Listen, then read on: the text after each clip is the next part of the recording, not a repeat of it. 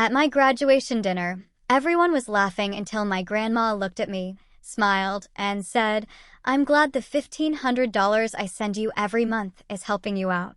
I froze, glanced around, and said I never got any money. The whole table slowly turned to my parents, who didn't say a word. Grandma put her plate down, and that's when everything started. Imagine believing your entire life that you were a burden, an expense, a constant drain on your family's dwindling resources. Now, imagine discovering that you were actually their personal ATM, your future siphoned off year after year by the very people sworn to protect you. The air in our modest home, usually buzzing with my mother's forced cheer for company, suddenly felt thick with an unspoken, suffocating lie. It was my graduation night, a moment I'd fought tooth and nail for, fueled by ramen and double shifts, and I was about to walk into a truth that would shatter everything. I smoothed down the front of my graduation gown for the 100th time, stealing glances at my reflection in the hallway mirror. For years of late nights, instant noodles, and constantly scraping by had led to this. I could hear my parents' voices from the dining room. My mother, Sarah, with that performative hostess laugh she reserved for guests, reaching my ears. "Chloe, sweetheart, everyone's waiting," she called, her sugary tone instantly grating. I took a deep breath. Just get through it. Our small house was transformed. Fresh flowers we couldn't afford, the good china only brought out for Eleanor, my grandmother, and a "Congratulations, graduate" banner hung a little crookedly above the fireplace. My father, David, was holding court, pouring wine and talking property values with my uncle. Sarah fluttered between guests, her pearl earrings catching the light as she played the perfect hostess. Then, there was Eleanor. Unlike the others, she rose immediately when I entered, her eyes bright with genuine pride. "There she is," Eleanor announced, crossing the room with surprising speed for someone in her early 70s. "My brilliant granddaughter." Her embrace was different from Sarah's perfunctory hugs, warmer, tighter, absolutely sincere. Eleanor pulled back, holding me at arm's length. "You look exactly like my mother on her graduation day," she said, her voice thick with emotion. "Strong. Ready for anything." Sarah appeared at my side, her hand on my shoulder, a subtle pressure designed to create distance between Eleanor and me. "Mother, you're going to wrinkle her gown before we take pictures." Eleanor's eyes flashed, but her smile remained. "Some things are worth wrinkling for, Sarah." Their dynamic had always been tense, though neither would admit it. Eleanor lived 3 hours away in her small Victorian, refusing to sell it after my grandfather passed. She visited rarely, each visit marked by Sarah's anxiety and David's strategic absences. Dinner progressed with the expected small talk. David stood to offer a toast, champagne flute raised high. "To Chloe, who has made us proud by graduating with honors," he said, his practiced smile not quite reaching his eyes. "Though we always knew she would succeed." Sarah nodded enthusiastically. "Despite the financial challenges, we always told you, didn't we, Chloe, that no matter how tight things got, we'd find a way?" I smiled weakly, remembering the countless times I'd heard those exact words. "We can't afford that right now, Chloe. Maybe next semester. You know how tight things are." It had been the soundtrack of my college years. The reason I'd worked 2 jobs while carrying a full course load. Why I couldn't join friends on spring break. Why I couldn't afford therapy when panic attacks started in sophomore year. Why I wore the same 3 outfits until they frayed. "Chloe has always been so understanding about our situation," Sarah continued, reaching for my hand across the table. "So mature about the sacrifices." Eleanor set her fork down with deliberate care.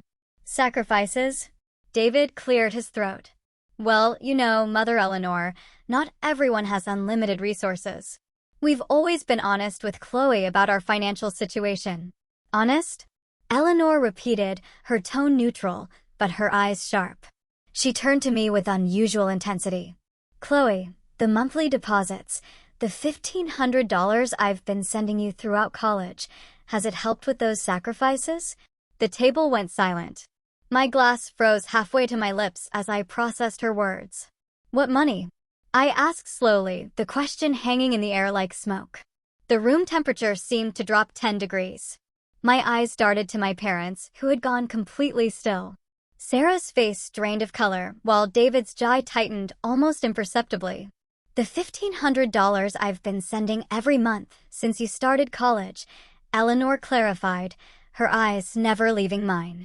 For expenses, emergencies, and so you wouldn't have to work yourself to exhaustion while studying.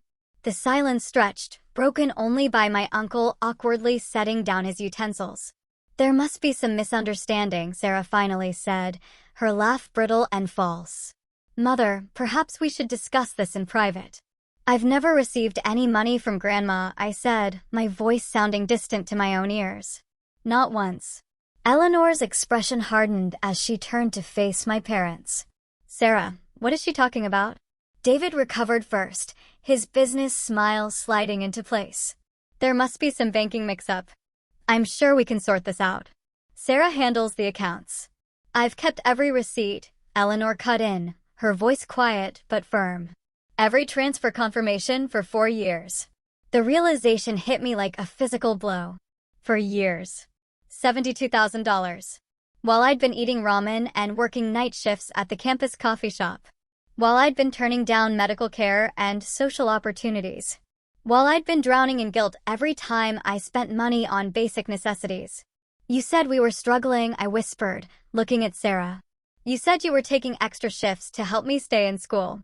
My mother's hand trembled as she reached for her wine glass. We were saving it for your future, for emergencies.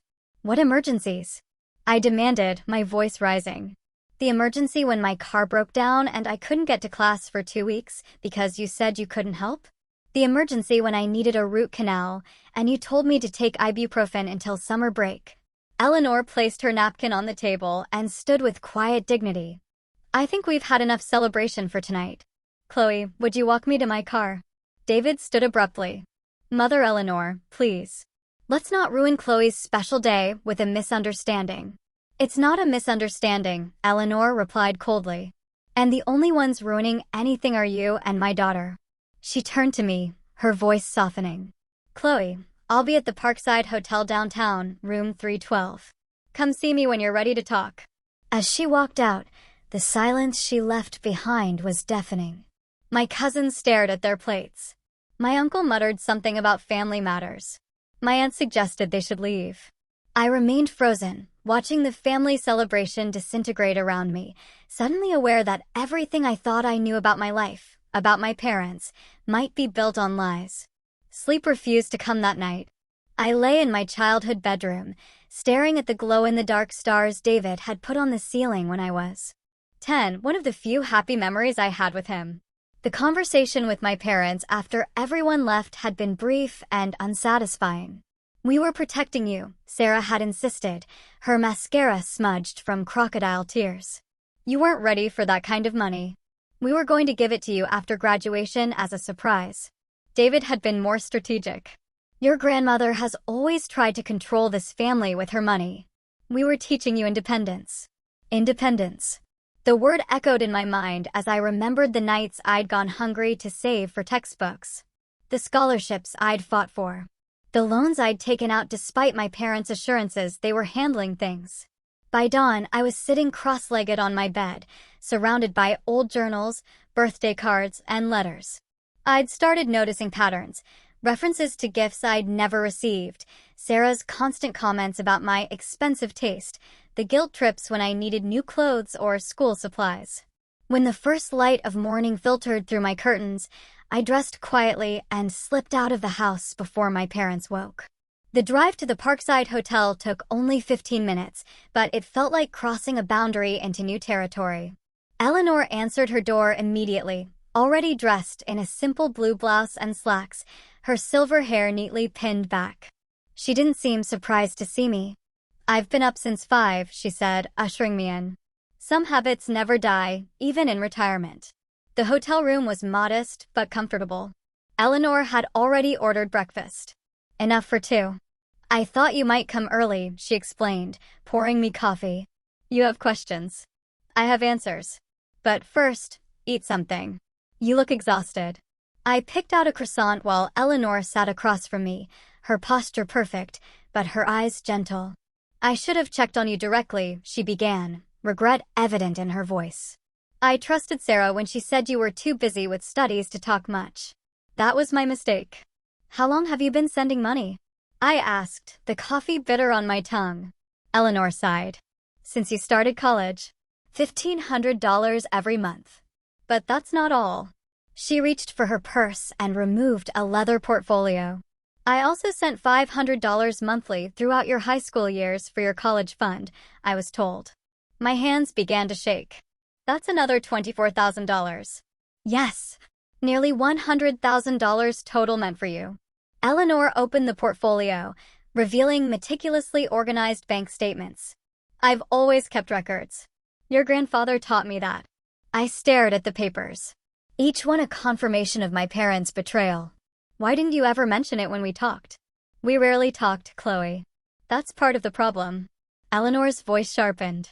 Every time I called, Sarah said you were studying or working. When I sent birthday cards or Christmas gifts with checks, she'd tell me later how you'd spent them. I believed her. She paused, her hands clasping together tightly. I should have pushed harder. I failed you. No, I said firmly. They failed me. They lied to both of us. Eleanor nodded slowly. Yes. And I think we need to understand how deep this goes. After breakfast, we made a plan. I would check my bank records and gather evidence. Eleanor would consult her attorney about legal options. We would meet again the next day. As I drove back to my apartment near campus, my mind raced with memories. The time Sarah claimed my birthday check from Eleanor had bounced, making me feel too ashamed to thank my grandmother. The college trip to Europe I'd been forced to decline because my parents said we couldn't afford the deposit, despite Eleanor's money supposedly waiting in my account. The winter my heat was shut off because I couldn't pay the bill, while I worked double shifts between classes. At my apartment, I pulled out my laptop and logged into my bank account, the one Sarah had helped me set up when I turned 18. I scrolled through years of transactions, searching for any trace of Eleanor's generosity. Nothing. With shaking hands, I called the bank. I need to know if there are any other accounts associated with my social security number, I said after verifying my identity. I see 3 accounts, the representative replied.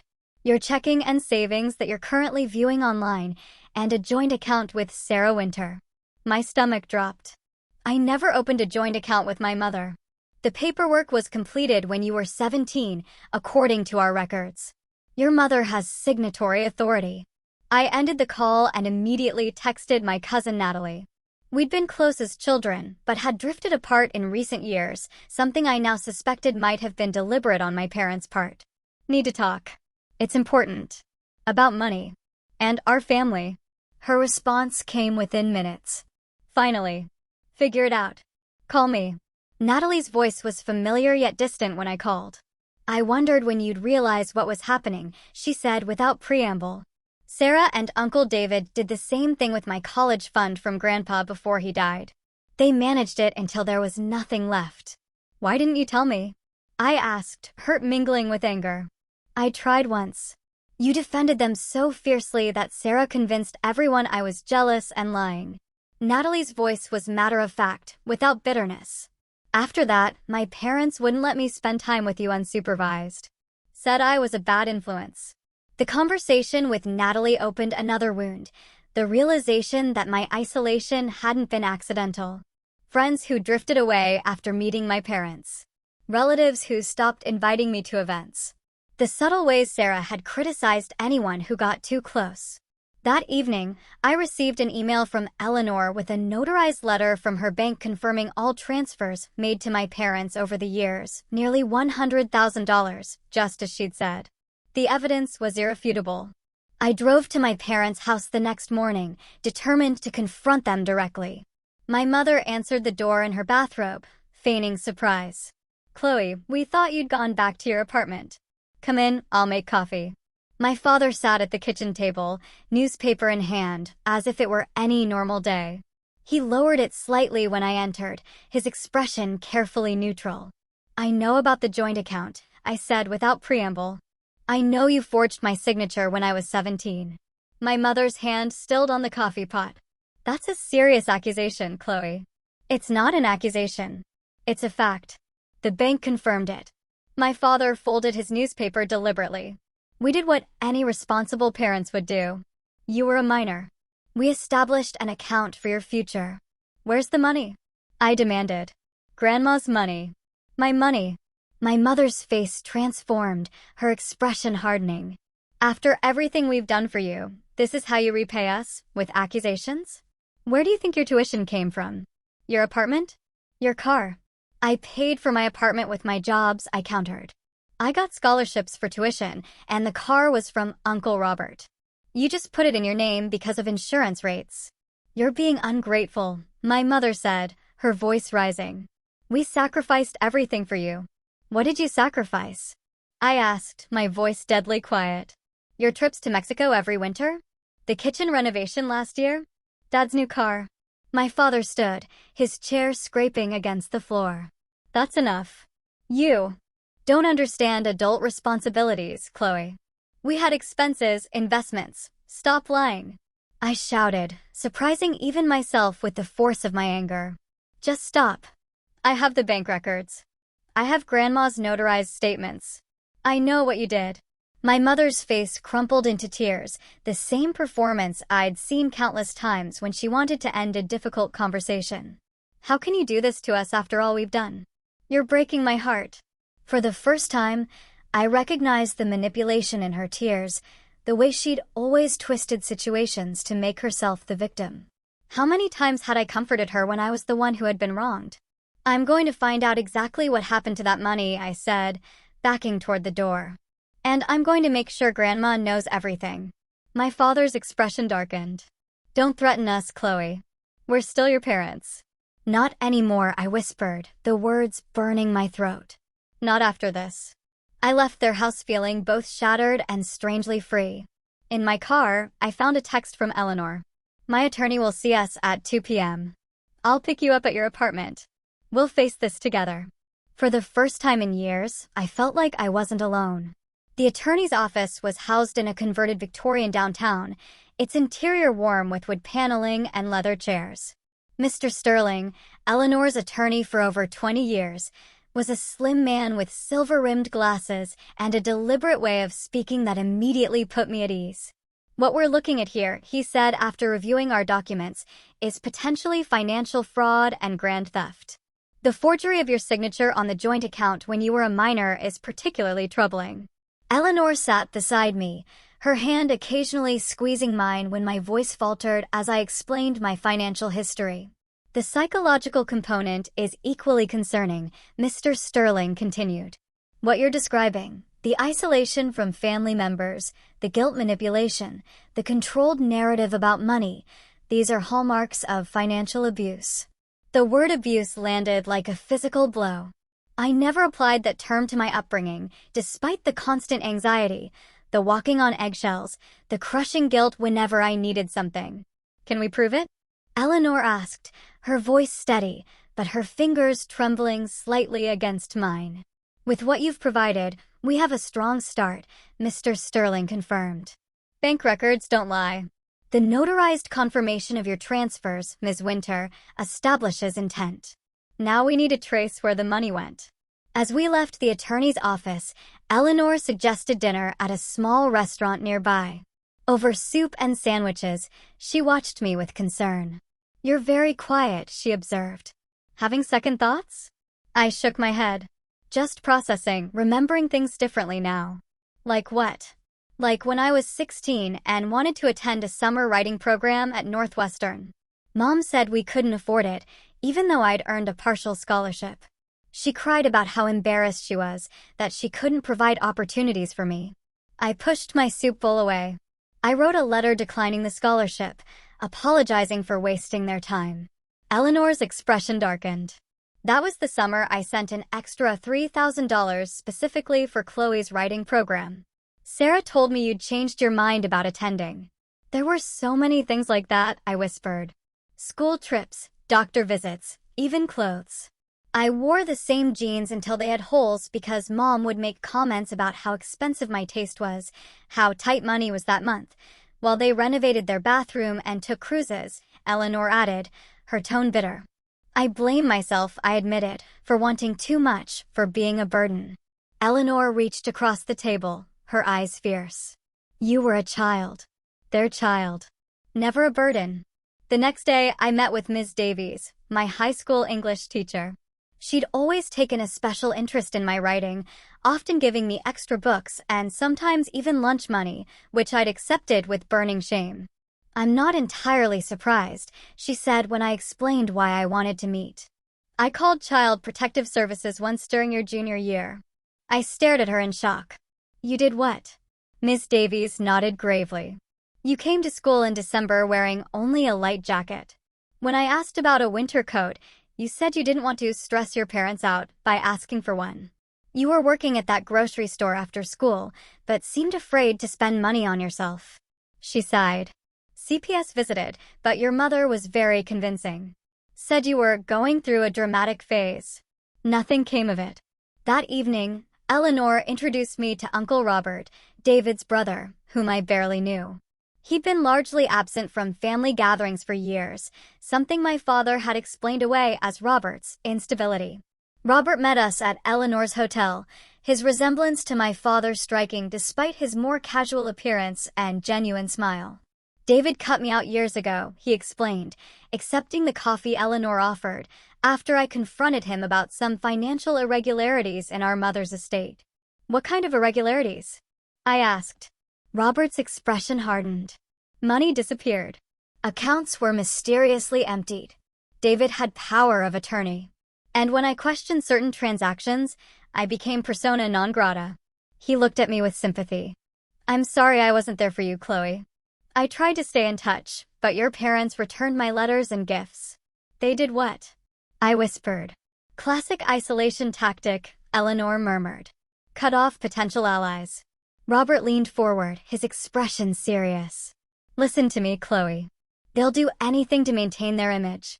When you confront them legally, and you should, they'll cry. They'll plead. They'll promise change. Don't trust their apologies. That night, as if on cue, my phone lit up with messages from my mother. Sweet, conciliatory texts promising explanations, inviting me to dinner, to work things out as a family. I showed the messages to Eleanor, who was staying an extra week in town to support me. Don't go alone, she warned. They'll outnumber you, manipulate the conversation. If you want to hear them out, I'll go with you. My boyfriend, Leo, called while I was with Eleanor. We'd been dating for 8 months. He was kind and stable, if somewhat conventional. When I explained the situation, his response left me cold. Are you sure you want to go through with this? He asked. Legal battles with family can drag on for years. Maybe they really were trying to protect you in their own way. They stole from me, I said, disbelieving his response. They lied to me my entire life. I know, and that's wrong, he backpedaled. I just wonder if it's worth all this drama. Families are complicated. After we hung up, Eleanor found me crying on the balcony of her hotel room. Leo thinks I should let it go, I explained, wiping my eyes. That it's not worth the drama. Eleanor's expression was compassionate but firm. When people show you who they're willing to stand beside in a crisis, believe them. She sat next to me, wrapping a blanket around my shoulders. You're not alone in this fight, Chloe. I'm here. Robert's here. Your cousin Natalie, even your teacher. You have allies. The next day, armed with Robert's advice and Eleanor's unwavering support, I agreed to meet my parents, but on neutral ground at a coffee shop downtown with Eleanor present. My mother's face tightened when she saw my grandmother, but she quickly recovered, reaching for me with outstretched arms. Chloe, sweetheart, we've been so worried. I stepped back, avoiding her embrace. I'm here to listen to your explanation. That's all. My father cleared his throat, glancing nervously at the neighboring tables. Could we discuss this somewhere more private? No, Eleanor and I said simultaneously. We sat at a corner table. I placed my phone between us, the recording app visibly running. For my records, I explained. My mother's smile faltered. Is that really necessary? Yes, I said simply. Now, explain where my money went. What followed was a masterclass in deflection. My father talked about family finances and shared resources. My mother dabbed at non-existent tears while mentioning her sacrifices and maternal concern about my financial responsibility. So you admit you took the money? I pressed. We managed it, my father corrected, as any responsible parents would. You didn't know how to handle large sums. How would you know? I countered. You never gave me the chance. We put it in a family joint account, he said, the admission slipping out in his frustration, for emergencies and your future. I leaned forward. Where is it now? My parents exchanged glances. There were expenses, my mother began vaguely. What expenses? Your tuition? I had scholarships and loans. The car? Uncle Robert paid for that. My father's composure cracked slightly. We're your parents, Chloe. We don't owe you an itemized receipt for every decision we made on your behalf. Eleanor, who had been silently observing, finally spoke. Actually, legally you do. Especially since you forged her signature and diverted funds specifically designated for her use. My mother turned on Eleanor, her mask slipping completely. You've always undermined my parenting. Always thought you knew better. Well, look what you've done now. Turn my own daughter against me. You did that yourself, Sarah, Eleanor replied calmly. I stood, gathering my phone and bag. This meeting is over. My attorney will be in touch. As we walked away, my mother called after me, her voice breaking dramatically. Chloe, please. We're still your family. Eleanor's arm wrapped around my shoulders as we reached the door. Family doesn't steal from family, she said loud enough for my parents to hear. And family certainly doesn't manipulate a child into believing she's a burden. Outside in the bright afternoon sun, I took my first deep breath in what felt like days. What now? Eleanor's smile was both sad and determined. Now we make sure they never do this to anyone else. And we build something better for you, something honest. For the first time since my graduation dinner, I felt something like hope blooming in my chest. The road ahead would be difficult, but at least now I could see it clearly, and I wasn't walking it alone. The morning I filed the formal legal complaint, something shifted inside me. Standing beside Eleanor in the county courthouse, watching as the clerk stamped and processed our paperwork, I felt a strange sense of calm replacing the storm that had raged within me for weeks. How do you feel? Eleanor asked as we descended the courthouse steps. Like I'm finally fighting back, I said, surprised at the steadiness in my voice. The complaint was comprehensive: financial fraud, forgery, theft by conversion. Mr. Sterling had helped us gather everything: bank statements, notarized letters from Eleanor confirming the intended purpose of her gifts, testimony from Robert about previous patterns of financial misappropriation, even a statement from Ms. Davies about her concerns during my high school years. They won't take this lying down, Eleanor warned as we drove back to her hotel. She'd extended her stay indefinitely, moving from the Parkside to a long-term rental apartment downtown. Sarah knows how to play the victim. She learned from the best. Her father was the same way. I'm ready, I said, though my stomach twisted at the thought of what was coming. News traveled quickly in our small town. By that evening, my phone was buzzing with texts from family, friends, and distant relatives. Some offering support, others demanding explanations. The story had begun to spread. Chloe Winter was suing her parents for fraud. Eleanor's decision to publicly distance herself from my parents added fuel to the fire. At her regular bridge club, when asked about the situation, she'd been direct. My daughter and son-in-law stole nearly $100,000 meant for my granddaughter's education and welfare. I won't be associated with thieves, family or not. The fallout was immediate. Invitations to community events that had always included my parents suddenly specified Eleanor and me instead. Friends they'd cultivated for years began to question their own financial dealings with them. My father's business associates started asking uncomfortable questions. 3 days after we filed, my mother appeared unannounced in my apartment, her eyes red-rimmed and her hands shaking. Please, she begged from my doorway. You have to drop this. You're ruining everything. I held the door frame, blocking her entry. Like you ruined my chance at a normal college experience? At medical treatment when I needed it? At opportunities that could have changed my life. I was protecting you, she insisted, her voice rising to that familiar pitch that had always made me back down in the past. David was the one who took the money. I just went along with it because I was afraid of what he would do. The lie was so transparent, it almost made me laugh. Mom, I've seen the bank records. You were the primary signatory on the account. You made most of the withdrawals. Her face crumpled, tears flowing freely now. You have no idea what it's like to be married to someone like your father. The pressure, the control. Stop, I said firmly. I'm not doing this with you. Not anymore. Everything goes through our attorneys now. As she opened her mouth to protest, Eleanor's car pulled into the parking lot. My grandmother approached with purposeful strides, her expression hardening at the sight of her daughter. Sarah, she said coolly. This is inappropriate. Chloe has made it clear she doesn't want direct contact. My mother whirled toward Eleanor, her grief transforming instantly to rage. You did this. You turned her against us. You've always been jealous of my relationship with Chloe. Eleanor didn't flinch. What relationship, Sarah? The one where you manipulated and stole from her? Where you isolated her from anyone who might have helped her? That relationship? You have no right. I have every right. Eleanor interrupted, her voice like steel. You robbed your daughter of her dignity. That can't be undone with tears and excuses. My mother stared at her, mouth open in shock. Eleanor had always been somewhat deferential to her daughter in the past, avoiding direct confrontation. This new, fierce Eleanor was a revelation. I'm done with you, Eleanor continued. As of yesterday, I've changed my will. You and David are no longer beneficiaries of anything I leave behind. It will all go to Chloe and to charities that support victims of family financial abuse. My mother's face went white. You can't do that. It's already done. Eleanor took my arm gently. Come inside, Chloe. We have dinner plans to discuss. That night, Leo called to tell me he couldn't continue our relationship.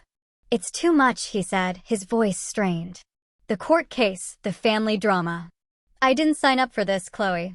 Though I'd seen it coming, the finality of his abandonment still stung. After we hung up, I found Eleanor in the kitchen of her rental apartment making tea. Leo's gone, I said simply. She nodded, unsurprised. Some people can only walk with you when the path is smooth. The next morning, Mr. Sterling called. The judge had set a date for an emergency hearing. My parents were attempting to have the case dismissed before discovery could begin. They're getting nervous, he explained. This is good for us. It means they know we have a strong case. The hearing was scheduled for the following week. In the meantime, Mr. Sterling suggested I retrieve any remaining personal documents from my parents' house. Take someone with you, he advised. Not your grandmother. She's too emotionally involved. Perhaps your cousin or your uncle. Robert agreed to accompany me. We arrived at my childhood home on a Tuesday afternoon when I knew my parents would be at work. Using the key I still had, we entered quietly. The familiar scent of my mother's potpourri bringing back memories I now viewed through a different lens. We should focus on financial records, Robert said as we stood in the entryway.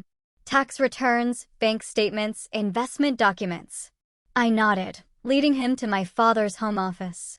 The filing cabinet was locked, but Robert had come prepared with a small toolkit. Your father and I grew up in the same house, he explained as he worked on the lock. He hasn't changed his hiding places since we were kids. Inside the cabinet, we found a trove of documentation, not just about my accounts, but about similar situations with other family members.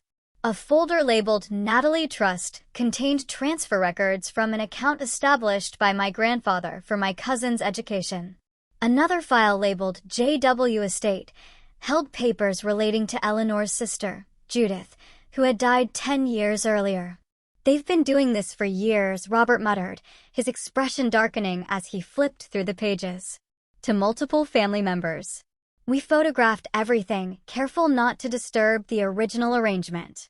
As we prepared to leave, I made a detour to my old bedroom, wanting to retrieve a few childhood keepsakes.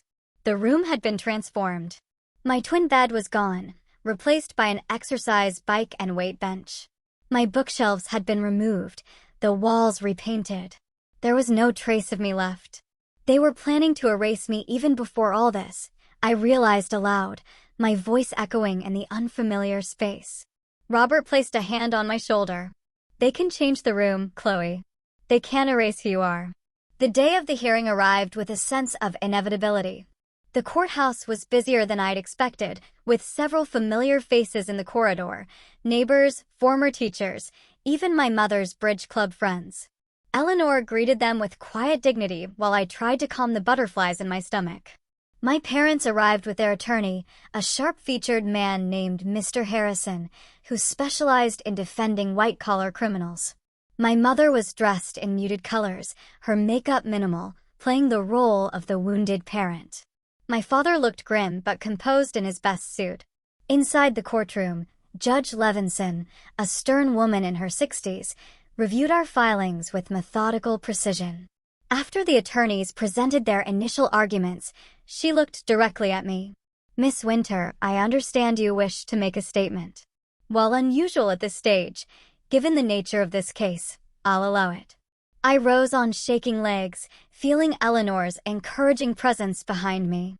The statement I'd prepared seemed inadequate now, faced with the reality of my parents sitting just feet away, their expressions carefully neutral. Taking a deep breath, I began to speak. "Your Honor, this case isn't just about money, though nearly $100,000 is certainly significant. It's about trust and its violation. It's about parents who systematically lied to their child while stealing opportunities that were rightfully hers." My voice grew stronger as I continued. "For years, I believed we were struggling financially. I worked multiple jobs while studying full-time. I went without medical care. I missed opportunities that could have shaped my future differently. All while my parents used money designated for my welfare to renovate their home, take vacations, and maintain appearances in our community." The courtroom was silent as I spoke about the forgery, the hidden account, the pattern of isolation and manipulation, and the evidence of similar behavior toward other family members. Through it all, I kept my voice steady, my eyes occasionally meeting those of my father, who couldn't maintain my gaze. "I don't take this action lightly, Your Honor, but the systematic deception I experienced wasn't the result of a single bad decision or a temporary lapse in judgment. It was a year-long campaign to control me through financial manipulation while stealing what was meant to help me build my future." I swallowed hard before finishing. No child should have to sue their parents for basic honesty. But no parent should steal from their child while convincing her she's a burden. When I sat down, the silence lingered for several seconds before Judge Levinson cleared her throat. "Thank you, Miss Winter." She turned to my parents' attorney. "Mr. Harrison, does your side wish to respond?" Mr. Harrison rose smoothly. "Your Honor, we believe this is a family misunderstanding that has been tragically blown out of proportion. The Winters were simply managing their daughter's finances with her best interests at heart. We'd like to propose a settlement conference rather than proceeding with what could be a lengthy and painful public process." Judge Levinson's gaze was piercing. "A settlement offer at this stage suggests your clients recognize the merit of the claims against them, Mr. Harrison." "Not at all, Your Honor. It simply reflects their desire to heal their family without unnecessary litigation." The judge studied my parents for a long moment before turning back to me. "Miss Winter, are you interested in settlement discussions?" Before I could answer, Mr. Sterling stood. "Your Honor, my client has attempted informal resolution multiple times. The respondents have not acknowledged wrongdoing nor provided a full accounting of the misappropriated funds. We believe formal discovery is necessary before any meaningful settlement could be reached." Judge Levinson nodded. "I agree. Motion to dismiss denied. Discovery will proceed, and I'm ordering a forensic accounting of all relevant accounts." She fixed my parents with a stern look. "The evidence presented today suggests a troubling pattern of behavior that merits thorough investigation. We will reconvene in 60 days. Outside the courthouse, reporters from the local paper had gathered. Eleanor stepped forward, shielding me from their questions as we made our way to the car. "You did beautifully," she said once we were driving away. "Your words were powerful because they were true." For the first time since graduation night, I felt a weight lifting from my shoulders. The road ahead would be difficult, but I had finally found my voice. The small one-bedroom apartment I rented with the initial restitution funds wasn't much, a converted space above a bookstore downtown, but it was mine. Every decision, from the second hand. Furniture to the color of the shower curtain was made without questioning whether I deserved it, without guilt about the cost, without anyone else's approval. Eleanor visited often, bringing plants for my windowsills and books for my shelves. We were building a relationship that should have existed years ago, unfiltered by my parents' interference. "I found these while cleaning out some storage boxes," she said one afternoon, placing a stack of photo albums on my coffee table. "Pictures of you as a baby, before things got complicated with your parents." We sat together on my worn sofa, turning pages filled with images I'd never seen. Eleanor holding me in the hospital. My first birthday celebration at her house. A Christmas where she dressed as Santa. "They kept these from me," I said, tracing a photo of Eleanor pushing me on a swing. "I never knew we had these moments." "They started limiting my access to you when you were about 3, Eleanor explained, her voice tinged with old pain. "Sarah would make excuses. You were sick. You had plans. You were too tired for visitors. Eventually, the visits became so restricted that I only saw you at major holidays or events they controlled." I leaned against her shoulder, trying to reconcile these images with my limited memories. "I always thought you were distant by choice, that you didn't want to be involved in my life." "Never," she said firmly. "You were always precious to me. I just didn't fight hard enough to stay connected to you. That's my greatest regret." As the legal process continued, I began meeting weekly with Ava Brooks, a social worker who specialized in supporting survivors of family financial abuse. She was a warm, direct woman in her 40s who had experienced similar manipulation from her own father. "What you're feeling is normal," she assured me during our first session. "The confusion, the anger, the grief, they're all part of recognizing that your reality was deliberately distorted by people who should have protected you." With Ava's guidance, I started journaling, not just about recent events, but about memories from throughout my childhood. Patterns emerged. My mother's dramatic emotional collapses whenever I asserted independence, my father's cold dismissal of my accomplishments, unless they reflected well on him. The way basic needs became special requests that required elaborate justification. They made me feel like existing was an imposition, I told Ava one day, the realization striking me suddenly, like I had to earn my right to take up space in the world. She nodded. "That's the core of this kind of abuse, making the victim believe they're fundamentally unworthy. It makes them easier to control." One evening, at Ava's suggestion, I wrote a letter to my 14-year-old self, the girl who had begun working weekends at a local grocery store, turning over most of her earnings to her parents for household expenses while believing her family was on the verge of financial collapse. "Dear Chloe, at 14, you're not the burden they're making you feel like. The confusion you feel when they praise your independence while making you dependent, that's not your imagination. The guilt you carry for needing new shoes or wanting to join the school trip, you don't deserve that. The way you've learned to make yourself smaller, to need less, to apologize for existing, none of that is because there's something wrong with you. The money you earn that disappears into their hands, it's not really helping with bills. The stories about financial struggle are lies designed to keep you grateful for scraps. The isolation you feel from friends and relatives isn't because you're unlikable or too needy. It's deliberate. I wish I could tell you it gets better soon, but the truth is it will take years before you discover what they've been doing. But when you do, you'll find real support. You'll find your grandmother, the woman they've kept at arm's length your whole life. You'll find your voice. You'll begin to understand that you deserve basic dignity and honesty. You're not alone, even though it feels that way now. Keep those small dreams alive. Keep writing in your hidden journal. Keep believing there might be more to the world than what they show you. One day you'll build a life they can't touch. With love from your future self, Chloe. After 2 months in my apartment, Eleanor invited me to stay with her at her Victorian home 3 hours away. "Just for the summer," she suggested. "I'm working on a memoir and I could use your writing expertise. Plus, it would give us time together without the constant reminders of the court case." The timing felt right. Discovery was ongoing, with forensic accountants tracing the path of Eleanor's money through various accounts and investments. My parents had made one more attempt at settlement, offering to repay half the amount with no admission of wrongdoing, which we had rejected outright. "They still don't understand," I told Mr. Sterling after reviewing their offer. This isn't just about the money. It's about accountability. Eleanor's home was exactly as I'd imagined from the few times she described it. A graceful two-story Victorian with a wide porch and gardens that bloomed with careful planning. My room overlooked a Japanese maple tree that cast dappled shadows across the hardwood floor. This was meant to be a room whenever you visited, Eleanor explained as she helped me unpack. I kept hoping your parents would relent and let you stay for summers or school breaks. For the first time since graduation, I felt truly at peace. Mornings were spent helping Eleanor with research for her memoir, a project she'd begun after retiring from teaching English at a local community college. Afternoons were mine for reading, walking, or working on my own writing.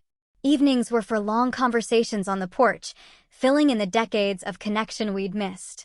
One weekend, my cousin Natalie drove up to visit, bringing old family photos and stories I'd never heard. We sat in Eleanor's sunroom, reconstructing relationships that had been distorted by my parents' narratives. They told me you thought you were too good for the rest of us, Natalie admitted, sorting through pictures from a family reunion I barely remembered. That you didn't want to be associated with the countryside of the family. I shook my head, the familiar ache of lost time settling in my chest. They told me you all stopped inviting me because I was difficult and high maintenance. Classic triangulation, Natalie said, the term familiar from my sessions with Ava. Keep everyone separated so no one compares notes. We were interrupted by the sound of Eleanor's security system chiming. Through the window, I saw my mother's car pulling into the driveway. I didn't know she was coming, I said, tension immediately flooding my body. Eleanor appeared in the doorway, her expression grim. She's not invited. I'll handle this. From the sunroom window, I watched as my grandmother met my mother at the front gate. Their conversation was brief, my mother's gestures becoming increasingly agitated while Eleanor remained perfectly still. Finally, my mother collapsed into tears, falling to her knees on the walkway in a display I'd seen countless times, the ultimate manipulation when all else failed. Eleanor didn't move to comfort her. Instead, she spoke a few final words and turned back toward the house, leaving my mother crumpled on the path. When she returned to the sunroom, Eleanor's face was composed, but her hands trembled slightly. What did she want? I asked. Forgiveness, Eleanor replied simply. She claims her father has left her, that she's alone and realizes her mistakes. She wants to make amends. Do you believe her? Eleanor considered the question carefully. I believe she's suffering. I believe she may even regret some of her actions. But I don't believe she's capable of the kind of honest self-reflection necessary for true change. What did you tell her? That she's no longer welcome at my home. That she'll answer to you, not to me. That we're not her support system anymore. Eleanor sat beside me, taking my hand. Was that too harsh? I thought of all the years of manipulation, the carefully constructed lies, the opportunities stolen, the relationships sabotaged. No, I said finally. It was honest. That's all we can be now. 2 weeks later, I received a letter from my mother, 20 pages of flowing handwriting, alternating between self-justification and desperate pleas for reconciliation. She described my father's emotional abuse toward her, his controlling behavior, her fear of standing up to him. She claimed to have saved some of Eleanor's money in a separate account for emergencies that my father didn't know about. I read the letter twice, searching for something genuine amid the familiar patterns of manipulation.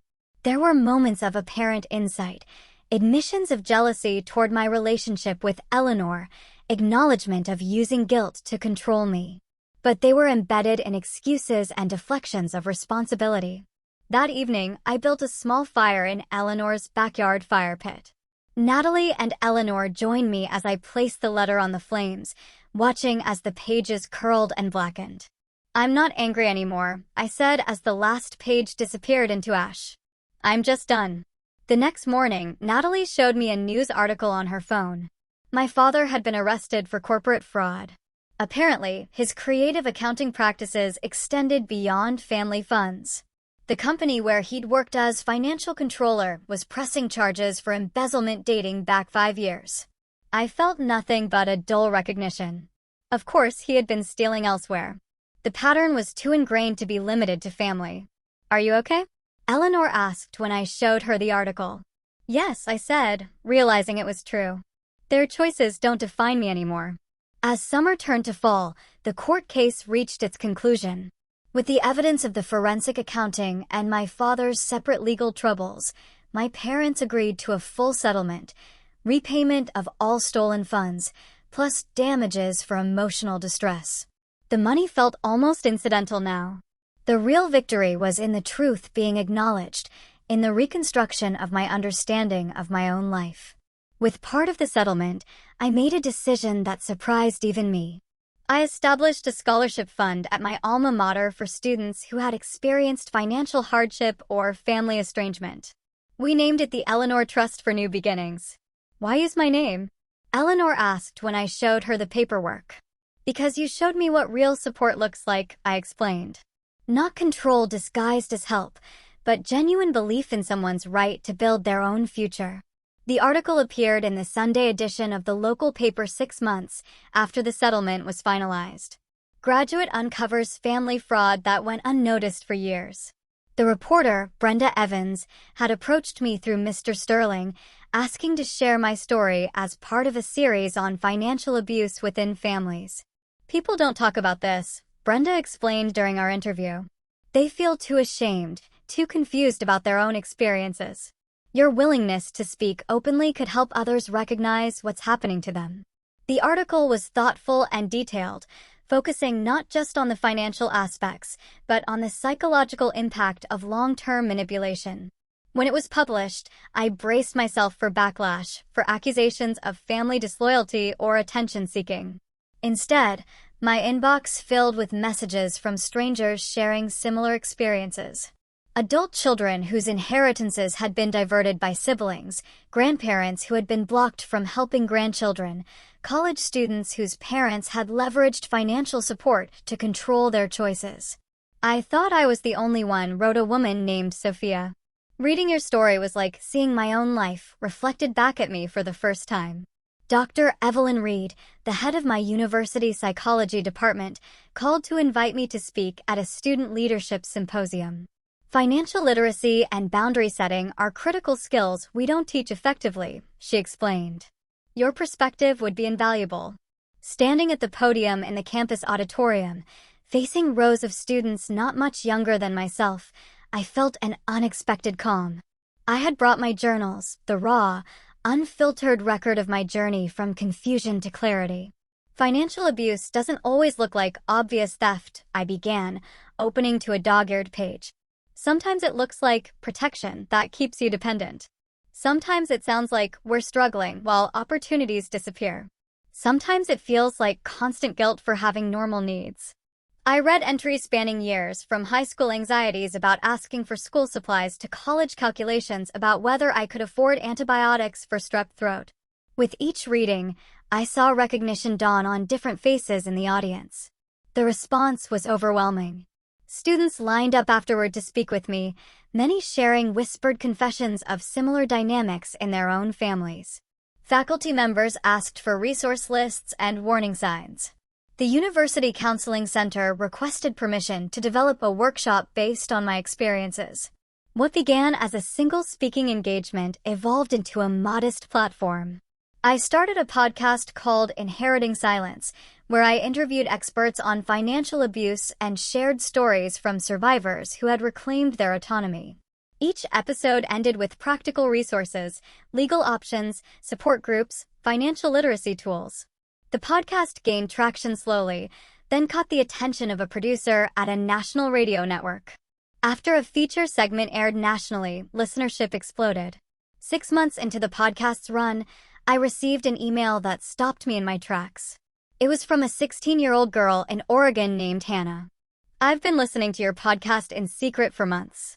My parents control everything, my bank account, my summer job money, even the hours I work. They say they're teaching me responsibility, but they never actually let me make decisions. After hearing your story, I asked my guidance counselor for help. She contacted my aunt, who I haven't seen in years because my parents said she was unstable. Turns out my aunt has been trying to reach me all along. She's helping me set up a separate account for my earnings and applying to colleges without my parents knowing. For the first time, I feel like I might have a future they can't control. I don't know if I'll ever be brave enough to confront them like you did, but knowing I'm not crazy or ungrateful for questioning them has changed everything.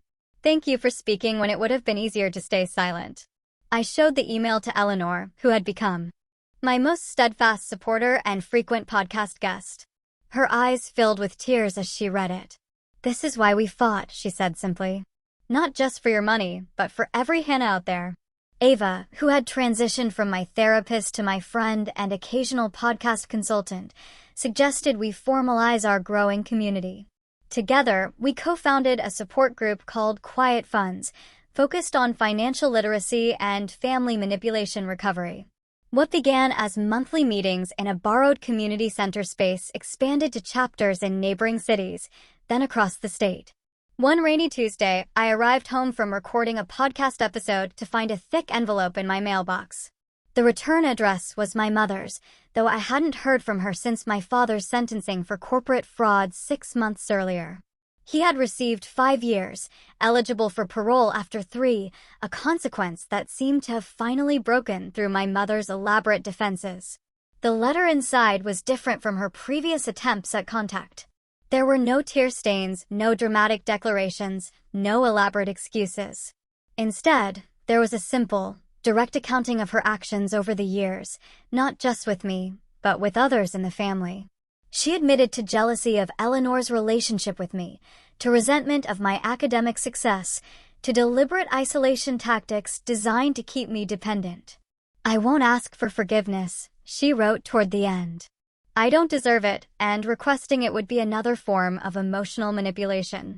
I only want you to know that I see clearly now what I've done, and I'm working with a therapist who specializes in narcissistic behavior patterns. Whether you ever want contact with me again is entirely your choice, and I will respect whatever boundaries you set." That evening, I built another fire in my small backyard. I had purchased a modest house near Eleanor's the previous spring. This time, as I placed the letter on the flames, the feeling wasn't of anger or finality, but of quiet closure. That chapter of my life was truly finished. Eleanor joined me on the porch afterward, wrapping a quilt around both our shoulders as we watched the embers die down. "Are you sad?" she asked, studying my expression. I considered the question carefully. "Not sad, exactly, just aware of what could have been in another reality where they made different choices." "You've built something remarkable from the ashes," Eleanor said, gesturing toward my home, my life, the community we'd created. Something honest. The following week, I received an invitation to speak at a national conference on family financial ethics. The keynote address would be delivered to financial advisors, estate planners, and family counselors, professionals who could help identify and prevent situations like mine. As I prepared my speech, I reflected on the journey from that graduation dinner to the present moment. The money had been recovered. The legal battle won. But the real victory was in the reclaiming of my narrative and in helping others reclaim theirs. Eleanor insisted on being in the front row for my address, her silver hair elegantly styled, her eyes bright with unshed tears as I took the podium. At 83, she had become not just my grandmother, but my closest friend, co-conspirator, and most trusted advisor. "Financial abuse within families persists because we don't name it," I began, surveying the room of professionals. "We excuse it as protection, dismiss it as misunderstanding, or hide it out of shame. But naming it is the first step toward healing, both for individuals and for our communities." For 40 minutes, I spoke about red flags, intervention points, and the crucial role of neutral financial advocates for young adults. I shared anonymized stories from podcast listeners and support group members, highlighting the patterns that transcended socioeconomic backgrounds and family structures. "The money itself is often secondary to the control it represents," I explained. "The psychological impact of being made to feel like a burden, of having your autonomy systematically undermined, extends far beyond the financial loss. Recovery requires not just restitution, but recognition. The acknowledgement that what happened was real and wrong. After the applause died down and the formal Q&A ended, a line formed of people wanting to speak with me privately.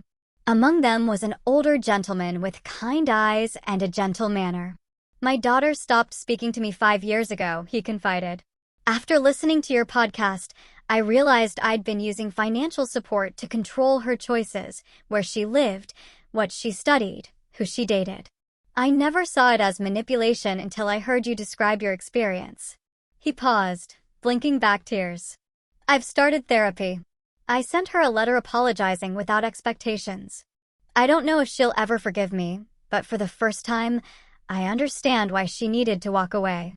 Later that night, in the quiet of my hotel room, I called Eleanor to share the day's events.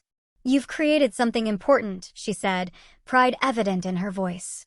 "Something that will outlast both of us." "We created it," I corrected her.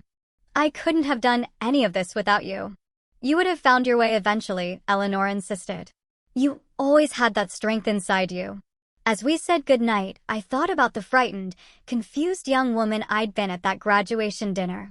Believing herself a burden, unaware of her own worth, isolated by careful design. The journey from that moment to this one had been painful but necessary. I opened my laptop and began typing the introduction to the book I'd been considering for months. I didn't lose a family that day at my graduation dinner. I found the courage to build a real one. One founded on honesty instead of manipulation. On support instead of control. On love instead of fear. This is that story. The cursor blinked on the screen, steady and patient, waiting for the words that would transform private pain into public purpose. Outside my window, the city lights twinkled like stars, each one representing a life connected to countless others through invisible threads of influence and care. Somewhere out there were people still trapped in silence, still questioning their own perceptions, still believing themselves unworthy of basic dignity. For them, I would keep speaking. For them, I would continue turning inheritance into advocacy. For them, and for the young woman I once was, I would make sure the silence ended here. What would you sacrifice to reclaim your stolen dignity? How far would you go to protect those you truly love? If this story of betrayal and redemption resonated with you, please like, subscribe, and share for more powerful narratives that explore the shadows within families and the courage it takes to step into the light.